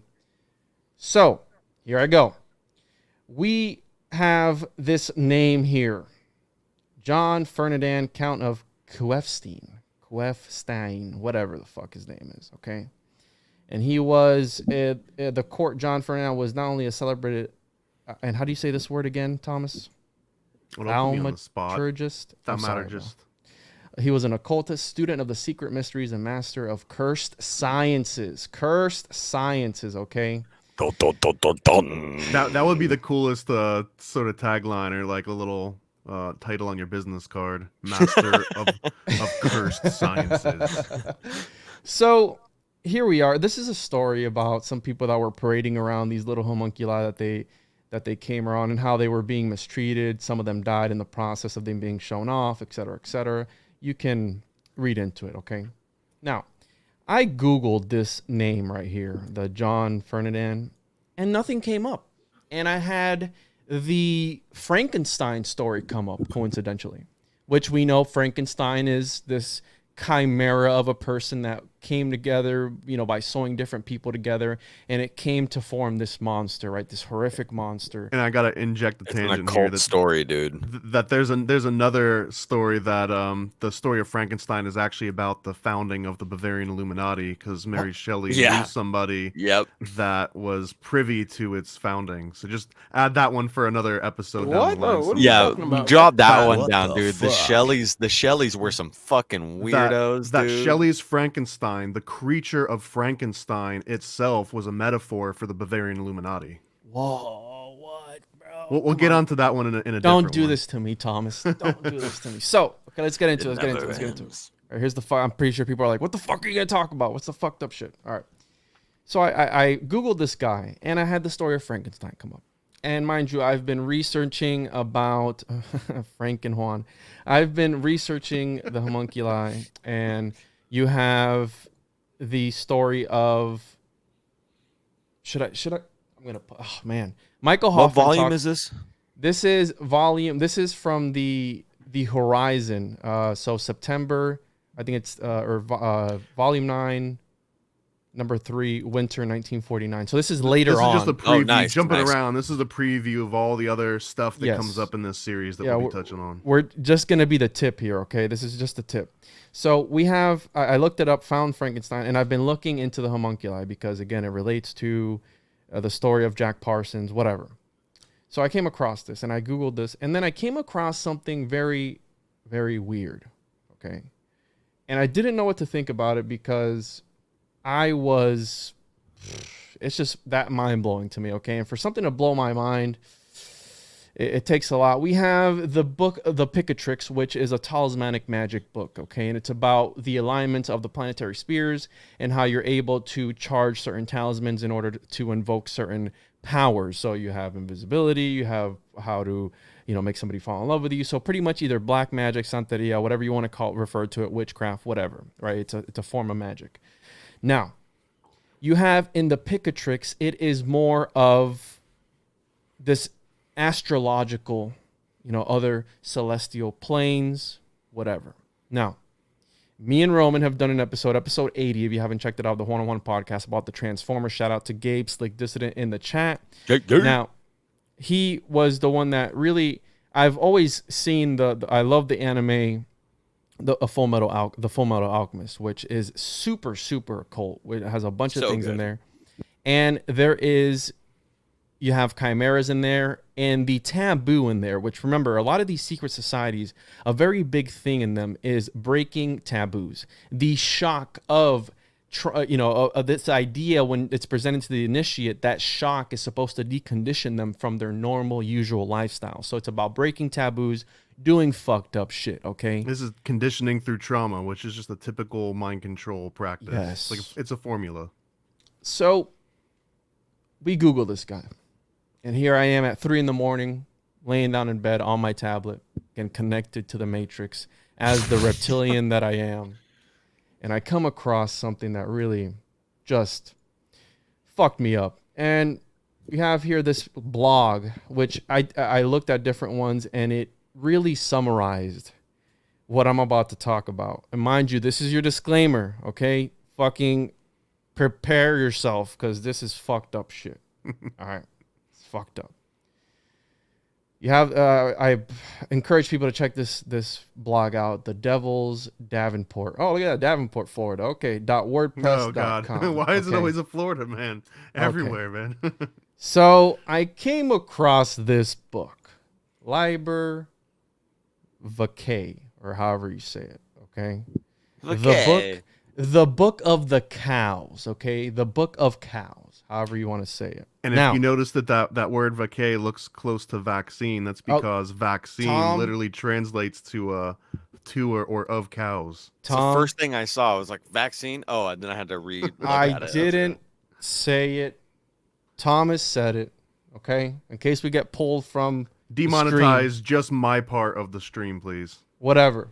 All right, whatever. This is fucked shit, guys. All right, I told you guys this is going to get fucked up, all right? So this article exists behind a disclaimer. The magical book I'm about to write about is just weird. It's weird, it's disgusting, and there's a lot of bodily fluids involved. Enter at your own risk. So there you go, guys. If you don't want to hear about this shit, get the fuck off the stream because it's about to get heavy, okay? And mind you, this is stuff from the medieval times, and this is a book that only 3 fragments exist somewhere in France or somewhere where it's the original copy of it, and it was translated. It was what was the original translation? Aramaic, was it? Thomas, refresh my memory. I don't know. I know you always put me on the line for these questions. That's fine, bro. Whatever. We talked about this like 4 all we hours know ago. is that the rest of these are probably locked under the Vatican somewhere behind the secret. Okay. Key. So I like the way this guy put it. All right. So don't shoot the messenger. Okay. This is where my research has led me in this rabbit hole. So here we go. Here we go, ladies and gentlemen. Is that a Are you ready? centaur? Roman, are you ready? Yeah, let's go. All right, bro. Drop in. Do you want to save the world? We all know the bees are dying, and pollinating plants is going to be a lot harder without them. If I asked you to help me save the bees, would you do it? Would you be prepared to engage in a lengthy act of ritual magic? All right, so check it out. We know about ritual magic. You have Aleister Crowley, Cuckley, whichever you prefer. We have Jack Parsons. We have a bunch of different occultists all throughout history that were doing fucked up things. We have Gilles de Reyes. We have Peter Neers, just to name a few. And you have Cagliostro, which we can get into later, okay? Simon Magus. So glad to hear. This is what we do. First, kill a lot of bees, then dry and powder them. Don't worry. It is the most normal thing you're going to do for the rest of the spell. Second, decapitate a female calf in a house with 14 shuttered windows on its eastern side. Sew up the mouth, nostrils, ears, eyes, rectum, and vulva. Okay. All right. I promise this is not the weirdest fucking part. But mind you, take this for a grain of salt because me and Thomas broke this down symbolically. He's got a point, okay? The Freemason has a point, so check it out. Then beat the corpse with the largest dog penis you can find every day for 50 days. All right. Third, sew the head back on the body and keep it in the house for another 50 days until it spontaneously starts to produce worms, which you will throw the bucket of dead powdered bees over. All right. So we got dog penis already right off the bat. Okay, right off the bat, it wouldn't be a ritual magic if you didn't have dog penises. Okay? I just hold on. I just want to prompt a question out there. When it says the largest dog penis you can find, how? I mean, did someone just go? How far and wide do you search? Yeah, and what are you looking for? Like, when do you know when you've hit the biggest one that you're gonna find? Years now of study. Look at this guy said, now we're cooking with gas. Yes, we are. We're cooking with gas. I know it's a bit hard to follow, everybody. We're just getting warmed up. We just hit it on low to medium, and it's starting to simmer a little bit. Yeah, it's starting to simmer. You're starting to get the water to boil a little bit. Stick with us, ladies and gentlemen, and non-binary folks, because it's about to get fucking wicked, okay? And mind you, this is where I went from reading Manly P. Hall at 2 a.m. to it was 4 a.m, and I was like, where the fuck am I? Where am I? This is weird. I'm Alice in Wonderland, okay? So hear me out, okay? Hear me. This is the Occult Book Club, not your grandma's book club, so we're going to talk about some fucked up shit. And this is a book from the 17th or 18th century. I don't know what century it's from, but anyways. So throw the dead powdered bees over the body, whatever. Now, fourth, seal the worms up for another 50 days, and finally the whole lot will explode into a huge mass of spontaneously generated bees. You can beat them with the dog penis again if you'd like. So after this whole thing is done, right, you're probably 100 days in, you're going to be swinging the dog dick everywhere, just hitting everything and killing the bees, whatever, okay?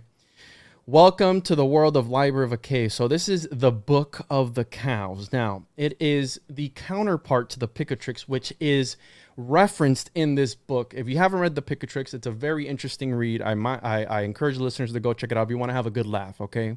It's very interesting. Now, this book is fucked, all right? And whoever wrote it is even more fucked. So apparently they claimed it's a pseudo-Platonic book that was written, they claim was written by Plato himself. Mind you, this reminds me of the Agrapha Dogmata, which Plato had these unwritten doctrines, mind you, okay? He had these doctrines that he said were so out there that you would not be able to grasp mentally, that you're not even able to understand it. So when they bring Plato in, one of the craziest fucking people in history, it piques your interest. But again, it was pseudo-Plato, pseudo-Platonic.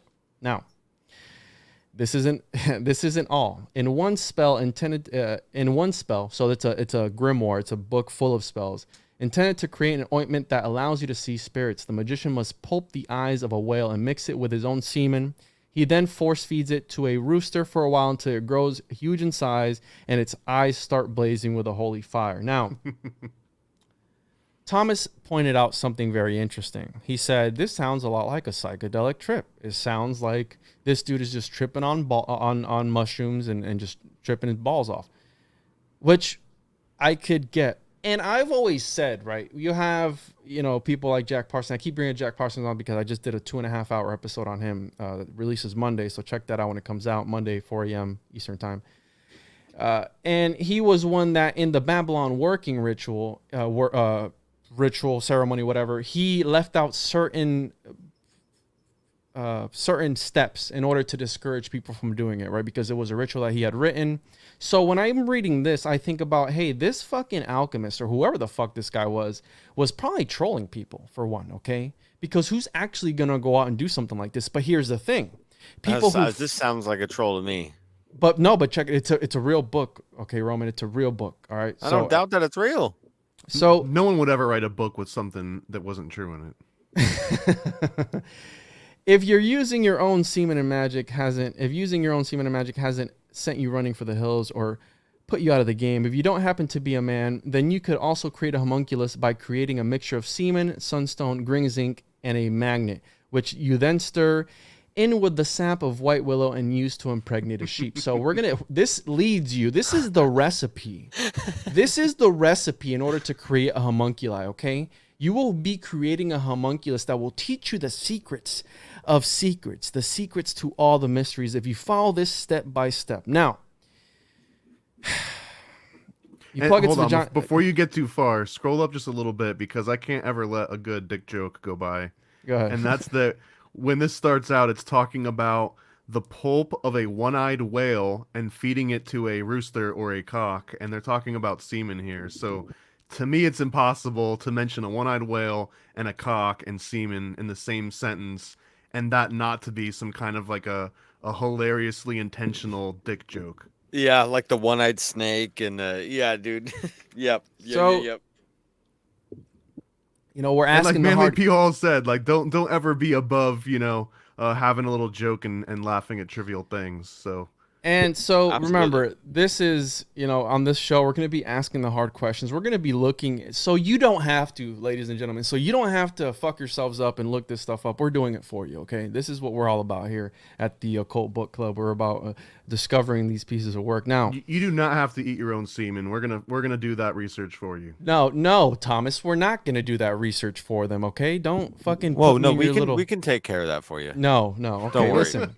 So... That's on the Patreon only feed, by the way. So go ahead and make sure that's on the sign OnlyFans, bro. Get that right. That's right. So we have, if you plug its vagina with the sunstone, smear it with blood of a cow, and lock it up in a house until either it gives birth or animal welfare agents arrest you. There's also a version of the spell where you feed an ape flesh that has been marinated in your blood, then manually stimulate it.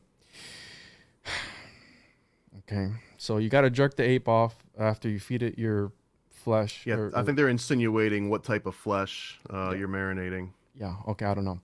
Once the animal has given birth, yes, even the male ape you've been jerking off will eventually pop a sprog. The offspring is kept in a huge glass or lead vase for 3 days and fed on blood of its mother. So when I was reading this, I go, were these people creating the original vampires? Were they creating these beings that needed to be fed blood, blood things and the original vampire? So after a week, one version of the spell requires you to smear it in a mixture of surprisingly not foul medicines, possibly while chanting it puts the lotion on its skin, because you look at what you've done. Enter it back in the vase for 40 days, after which it will emerge as a one-legged man. All right. Bing, bing, bing.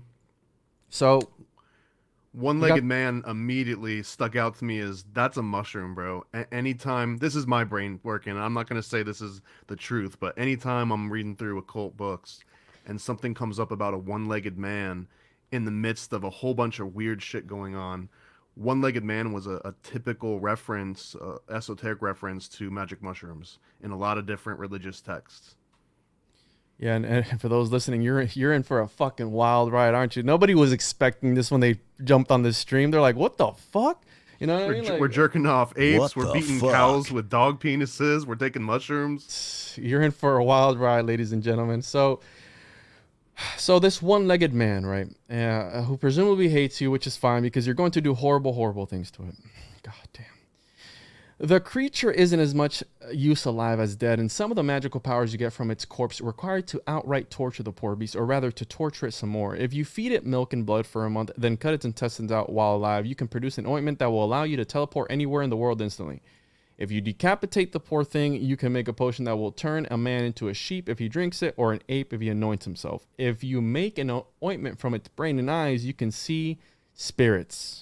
Okay, and mind you, this is black magic on black magic on black magic on. And let me just throw out this really quick too, that where do magic mushrooms typically come from? They come from cow shit. Yes. And this is the book of the cow. But dude, if you want to just grow mushrooms, why don't you just order some spores online and grow them that way instead of doing all this fucked up shit? So that's the black magic part of it. Yo, check this comment out. Look at this. Can we get a one-legged man on a podcast? Well, you got a three-legged man with you right now, bro. If you catch my drift. Okay, whatever. So I could go on, right? Okay, why? In actuality, most of the Liber Vaccae is a fairly normal book for magic, for a book of magic from its time. The book is divided into two sections, major and minor, with sections on fairly ordinary magical topics, sowing seeds with extraordinary qualities, making candles, lights, and oils with magical properties, and ointment to cure short-sightedness, magical inks, and lanterns that show entertaining illusions. So you have a bunch. Ooh, look at this, Thomas. Look at that comment. Does that trigger anything in you, I bro? love that. I fucking love that. Does that trigger anything in you, bro? Because I know you're deep into the Adrenochrome research. Gabe. Yes, dude. Side note, yeah, I've been working on a long book about adrenochrome and the history, and it ties into psychedelics, and more on that later. More on that to come. Yes. So even in these spells, there's a little weirdness. The minor section contains a spell to make a woman fart uncontrollably, and another to make someone think that his body was enormous and that black men are trying to kill him. There's also another spell to summon a black man with a stick. This is actually also known as the Jussie Smollett spell. No, nobody's gonna. Okay, whatever. All right, so again, very crazy fucking book. Now, for the love of God, there's a spell to create a mini cow with the face of a man, wings, and bird claws. Bull brains have to be mixed with human blood, then put in a vessel in the ground where they evolve like horrific Pokemon. First into a snake with horns and huge eyes, then bee-like worms, then a fish with a human face. Finally, the mixture becomes the cow, which you decapitate and make its fat into an ointment that can turn someone either into a pig or an ape. Okay? This is fucking crazy heavy shit. Again, there are some normalish spells. The Liber Vaccae has rituals to create rain, make plants grow in an hour, and trees to bend over. It has experiments to make armies and giants appear in the sky. So, research David Pingtree has shown the Liber Vaccae probably dates to the late 19th century, translated and adapted for another 9th century. Sorry, 9th century. Although only fragments of the Arabic versions exist, and there's only like 3 fragments of that. It seems as if, for all its oddness, the Liber Vaccae is a fairly influential text. There's a reference to it in the iconic magical books like the Picatrix. So I'm sorry. So earlier I said that they refer to the Picatrix in this, but it's the other way around. So the Picatrix refers to the Liber Vaccae. Yeah, this came before the Picatrix, or shortly before it.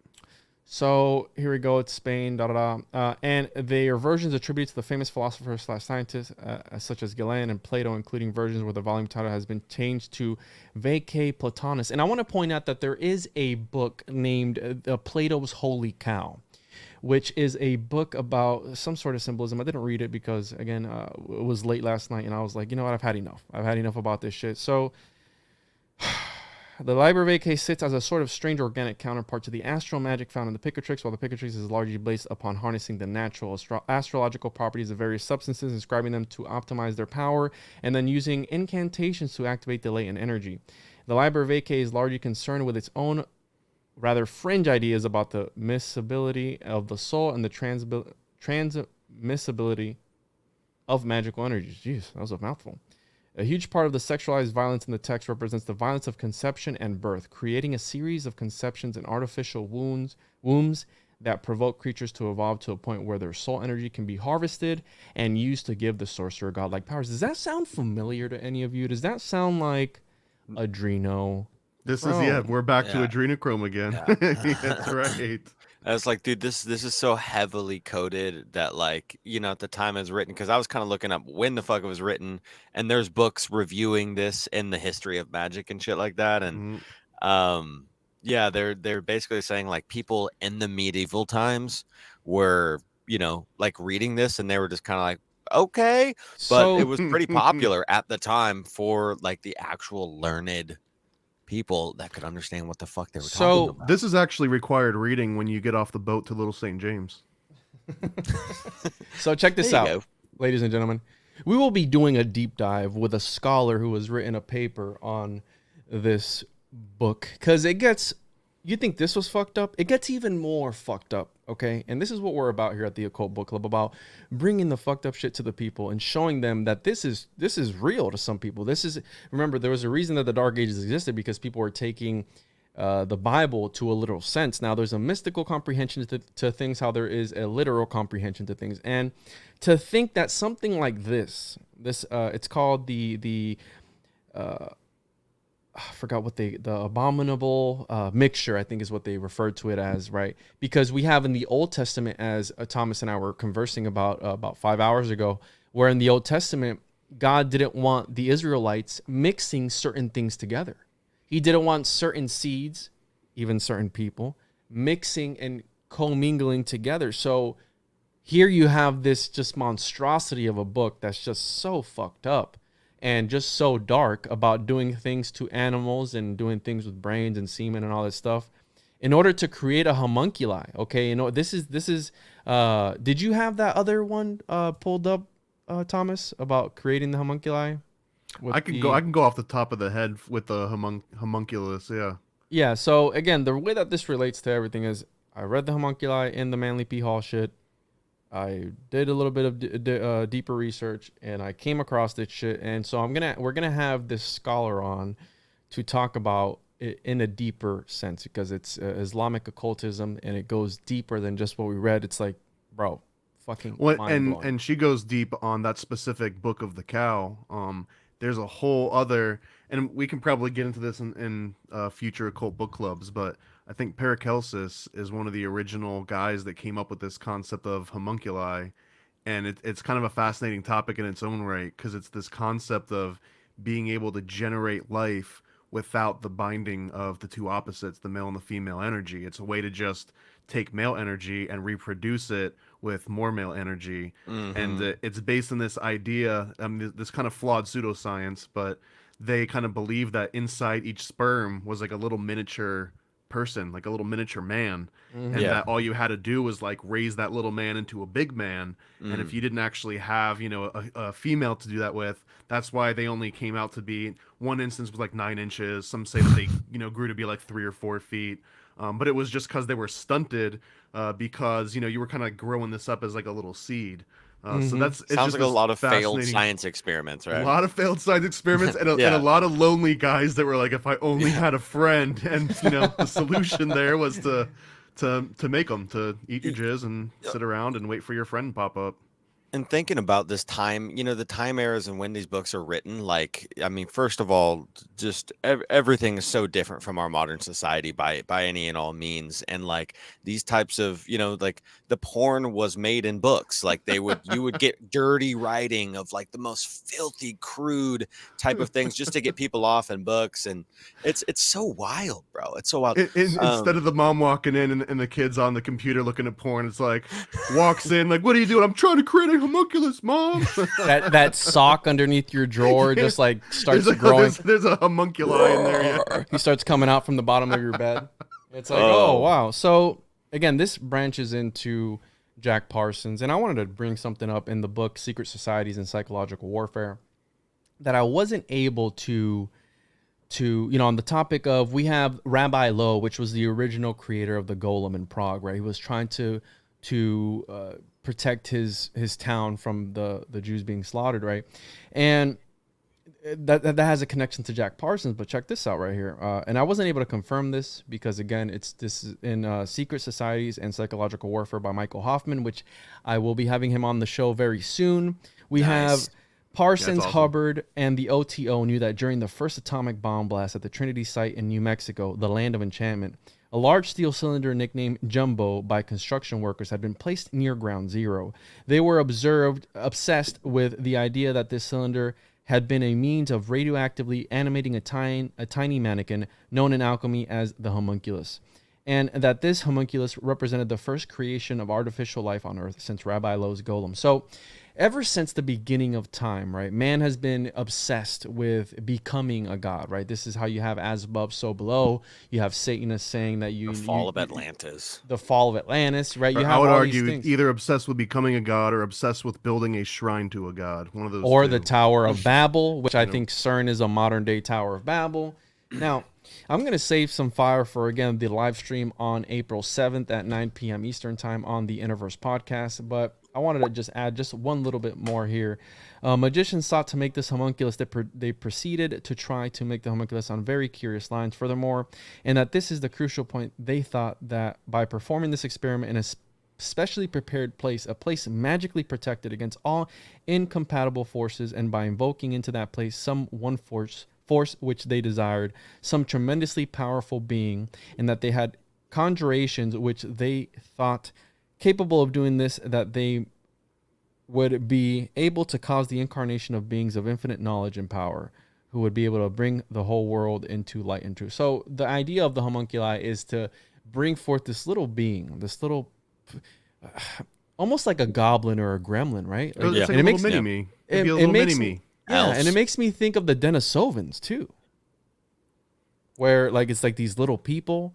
So, and we know that they existed. They said that they existed during the time of Tartary. You had giants in the time of Tartary, and then you have this one book talking about if you have sex with a cow, you can bring forth giants, and they appear.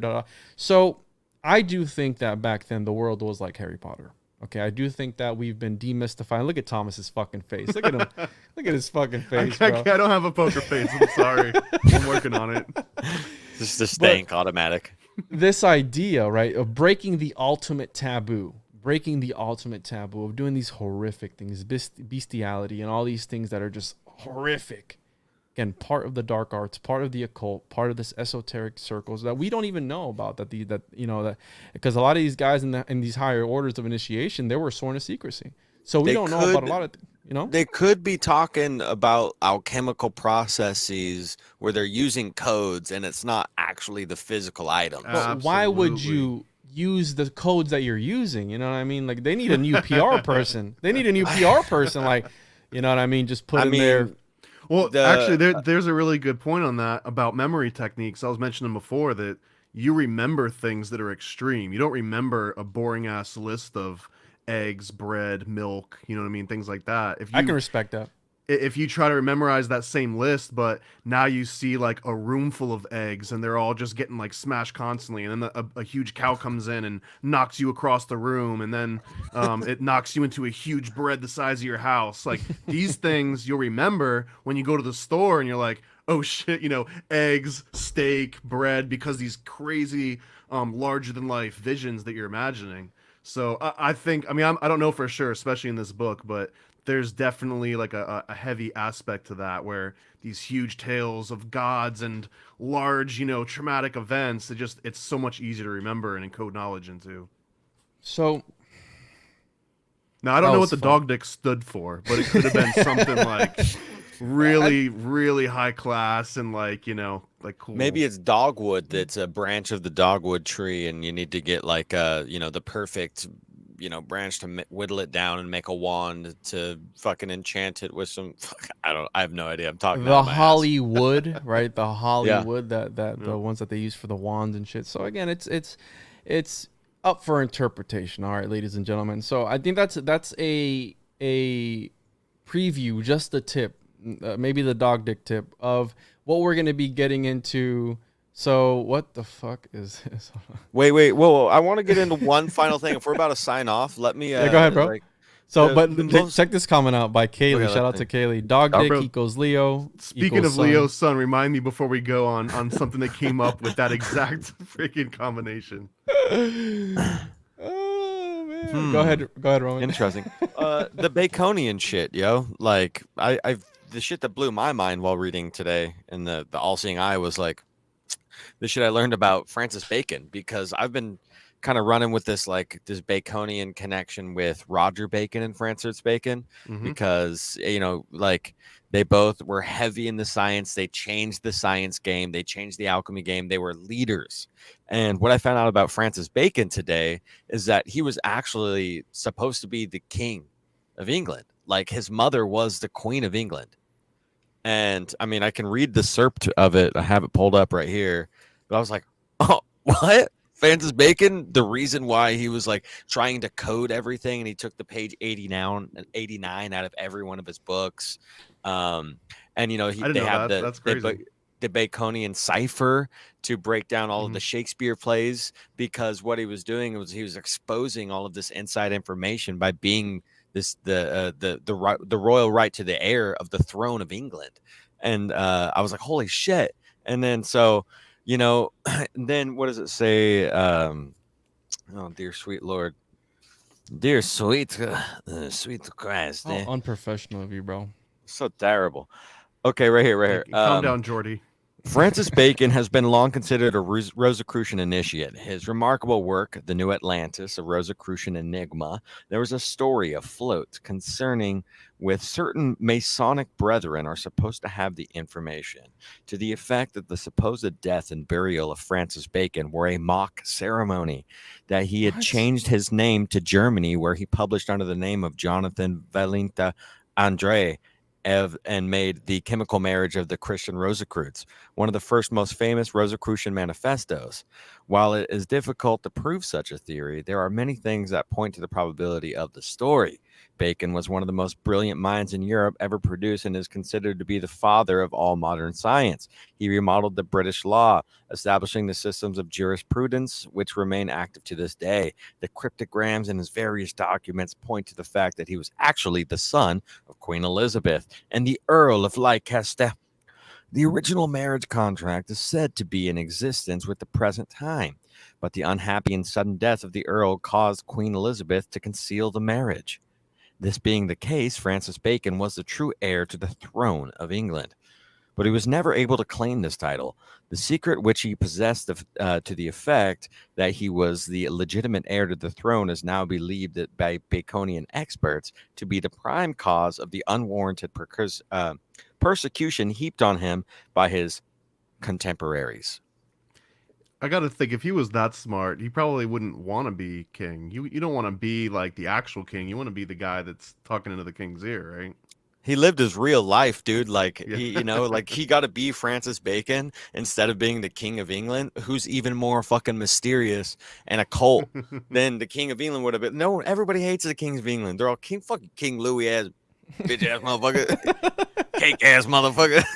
And that would make a lot of sense because obviously we know that, you know, they relate Francis Bacon to William Shakespeare, and Francis Bacon was the supposed editor of the King James Version of the Bible. And if you haven't checked out my episode on the King James Version of the Bible's origin story, I recommend that you do check that out because, again, how we mentioned earlier in the podcast about using things that we don't really know the history about, a lot of the things that we use, even these books, these ancient scriptures, a lot of it has occultic, origins, and King James was a witch sympathizer. He was, he was scared of magic supposedly, but he wrote about werewolves, vampires, all this crazy shit. And this is the guy attributed that made everybody put this in their homes. So, and he's connected to Francis Bacon. Okay, so what do we see there? Oh, and dude, I just noticed I have a cock on my hat. It's a Abraxas. bro. Yeah. Yes. Abraxas. Hey. Okay. Can anyone touch on this? Quetzalcoatl is the Mayan god of the feathered serpent that came from the ocean, which is said That's to your be spinal the column, bro. Atlanteans. The Huh? feathered serpent is your spinal column. So the story of Santa descending down from the chimney, that's a symbolic story of consciousness ascending down or enlightenment ascending down through the chimney, and the chimney represents the spinal column, and the 33 vertebrae represent the 33 years of Christ's life. So Quetzalcoatl, the reason that it's the feathered serpent is because the people of that time, they needed a way in order to use words to interpret what they were actually saying. So Quetzalcoatl, it means literally feathered serpent. Now you're bringing up the connection with Abraxas. I haven't personally been able to come up with any. I don't know if Thomas has, but I think Well, hold on, because you mentioned Santa, and that was a little bit of a tangent, and I just got to throw some extra bits on that. Go ahead. That the metaphor of Santa going down the chimney, I believe this to be based on Siberian shaman who gathered the Amanita muscaria mushrooms during the spring, and they saved them up and they dried them for the winter. And what would happen in these little yurts, which were like the little huts in the area, when it would snow over the front door, so you couldn't get in and out of the front door. So the What? shaman would come to these people's houses around Christmas time, come down the chimney because it was the only way into the house, and he would deliver them these mushrooms. And the way that they would put the mushrooms up, because they would, in order to kind of concentrate it, make it stronger, you would put it in your leather boot or stocking and hang it over the chimney with care. And this would, after like a week or so, it would concentrate all of the psychoactive chemicals in the Amanita muscaria. So all this concept of Santa going down the chimney. Anyways, total fucking tangent, but I just had to throw that out That's there. hilarious. That's amazing. Well, I was saying, I mean, in the Mayan, canon, if you will, it's supposed to be like where they got all of their information, where they got their math, where they got their written language and everything was from Quetzalcoatl, right? Like the feathered serpent. And I thought that was his kind of, counterparts is like Lucifer, Prometheus. He was kind of like the Prometheus for their culture, essentially. yeah, and that's what Abraxas is too, right? Like Abraxas is this bringer of knowledge, and I thought there was a correlation between Abraxas and Quetzalcoatl. I thought that was pretty tight. That's And actually a it's really 'cause- cool connection. Absolutely. Yeah, Yeah, there's I a think bringer. that's worth diving into. I would like to learn the connections there between all those because again, it's very mysterious. Even Abraxas itself, which I'm fascinated with the Gnostics and all this stuff. Bro, every time your is- feed cuts, you come back with new glasses on. Yeah, that's the point. But I like the field of vision on these better, so that's why. So Those yeah, ones are well, sick, actually. Those ones are just whoop. Yeah, here we go. We have Jake talking about which one? Hold on. Yeah, 365. So yeah, Yep. but that's the 365 days of the year, the 360 degrees of the horizon. Also, 'Cause- his snake symbology is the Ouroboros, which again is a complete circle, 365. Yeah, exactly. And he is the ruler of the highest upper eon, that the god of gods, if you will. So you have that connection there, but it's worth diving into. And I wanted to focus, on this series. If we're going to continue, we're going to be jumping around a little bit. Maybe the next episode that we do is going to be about something else. But the Manly P. Hall, the All-Seeing Eye, we want to take it in issue numbers, right? We'll do an episode on, number 2, 1 through 5, or 1 through 6, and then after that, and then maybe jump around because there's a lot that we can talk about. So much in there, and I think that it's just a good stepping stone to use to talk about other topics. Which again, you got the Book of the Cows in there that came up from reading Manly P. Hall stuff. So that's why I wanted to throw that in there, and it has to do with the homunculi. It's like this crazy ritual that you do, which is fucked, but I think it's appropriate to the Occult Book Club because your grandma ain't listening to this show and trying to figure out what book she wants to read. But here we are Although diving. Grandma would have been listening to Manly P. Hall and then maybe getting a little bit broken off, and then she's signing Yup. over some of your inheritance to Manly P. Hall too. Manly P. Hall was that OG. So let's wrap this up, guys. Can you guys share your social media for the people? And thank you for everyone who showed up and was here and stuck through the bullshit. And hopefully you found some interesting stuff. And I the All-Seeing Eye, you can find them online and read a lot of interesting shit in there, and maybe follow with us. We're gonna break down a couple of them and a lot of these interesting stories. So Thomas, can you plug your shit so people can find you, bro? Yeah, man. ParanoidAmerican.com. Check out Amazon, look for Paranoid American, and then go to page 5 or 6 or 10 or something, wherever they got us down on. And then at Paranoid American on Instagram, man. Check us out. Awesome. So, Roman, can you plug your shit? Rising from the Ashes podcast, RFTA Pod on Instagram, and then Telegram. It's tight. Trying to post as much as possible on there because it's actually a form of social media I can fuck with. You broke up there. Rising from the Ashes podcast, and what else, bro? Because the lizards cut your feet for a second. Those fucking twats. RFTA Pod on Instagram, and then Telegram. Check it out, dude. Telegram's the tits. I like that. It's a type of social media platform I can actually dig. Post a lot of fun epiphanies that happen all day while we're searching through this crazy shit. So check it out.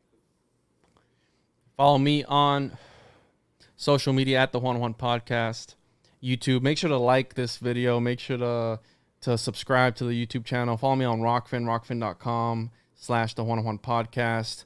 Also, patreon.com/the Juan Podcast, where I post exclusive content on there with the Illuminati Confirmed crew, which everybody loves. And I think that's going to be a really big show. And we got a lot of things planned in the near future with a lot of big guests. So make sure to check us out on there. Make sure to check me out on social media. And thank you for all those who showed up. I think this was a fucking hell of a time and very, very occult and weird at one point. So thank you so much. Started too. Yeah, we're just getting started. So check us out. And yeah, until next time, everybody, stay strange and don't be a piece of shit. Peace.